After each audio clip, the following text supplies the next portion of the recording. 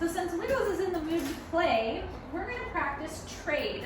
Trade is a really important cue to teach your dog. You could also call it drop it or whatever you want.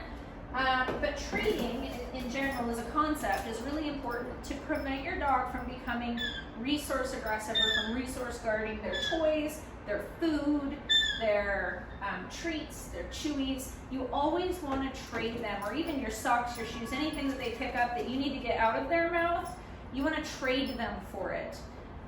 So that's, I mean, literally exactly what it sounds like. Come here, Bugs. Trade. He already knows he's going to get a treat if he drops it.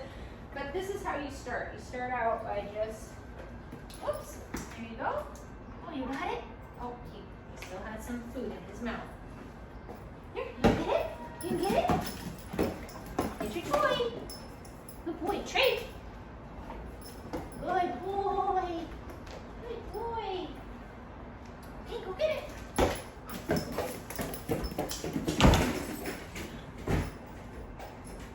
And if they want trade for, I'm just using kibble. If they want trade for the kibble, just like everything else, then you just use a higher value reward.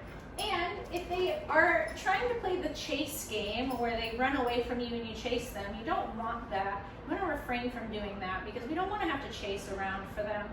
So if you can't get them to come to you and then they're trying to run away from you, then instead of doing the direct exchange like from their mouth, then just go ahead and toss it. So you could just do it this way. Here, take the ball. Oops, take the ball. Oh, you didn't get it. Come here, Bugs. Here, take a toy. Good boy, trade. And see, the idea here is that, where'd it go? Then you can grab it. The idea here is that these two behaviors are incompatible.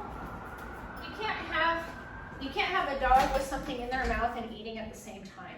So it's two incompatible behaviors. And generally when we want them to stop doing one thing, we want to give them a new behavior or an alternative behavior that's incompatible with the first one. So for example, if they're jumping on you, an incompatible behavior would be to sit. So you put them in the sit instead and then reward that. This applies to any type of behavior. If you want them to stop that behavior, you give them a new behavior that's incompatible. So that's really what this is in terms of a behavior perspective. Good boy. Good boy. So that's what the trade is. It's literally trade. If your dog is displaying any guarding behavior, like growling at you, or worse, when you approach them with their toys or their chews or their food or whatever, then what you want to do is you actually want to just toss it kind of away from the item, but also away from you. So that way there's no threat there. If you can't force them to come to you to get the treat and expect it to work if they're defensive of you already. So you would want to then toss it to an area that's away from you, but also away from the item you're trying to get. They go get the treat, and then you pick up the item. If it's not working, use a higher value treat for them to trade. So that's how that works with the trade. So happy training and good luck with your trades.